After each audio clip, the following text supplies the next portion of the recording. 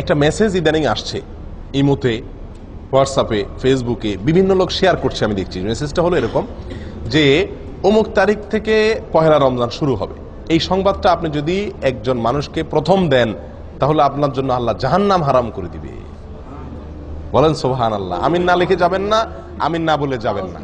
এরকম একটি মেসেজ আমরা ইদানিং দেখছি যে এটি আপনার ফেসবুকে, আপনার ইমোতে, হোয়াটসঅ্যাপে বিভিন্ন জায়গায় মানুষ শেয়ার করতেছে এবং আমার কাছে বহু লোক পাঠাইছে দেখলাম।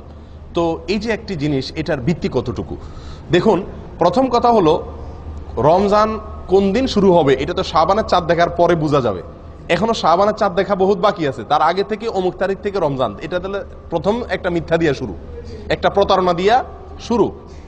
দ্বিতীয়ত কথা হলো এরকম কথা নবী সাল্লাল্লাহু আলাইহি সাল্লাম কখনো বলেন নাই। এটা নবী সাল্লাল্লাহু আলাইহি সাল্লামের মিথ্যাচার।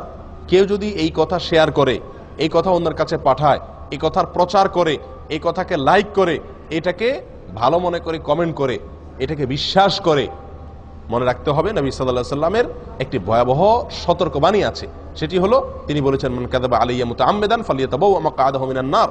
যে ব্যক্তি আমার বিষয় মিথ্যা প্রচার করবে, আমার নামে কোনো কথা আমি বলি নাই সেটাকে আমার বলে আমার পক্ষ থেকে প্রচার করবে আমার নামে মিথ্যা কথা, সেই যেন তার ঠিকানা জাহান্নামে জেনে রাখে, নিশ্চিত জেনে রাখে।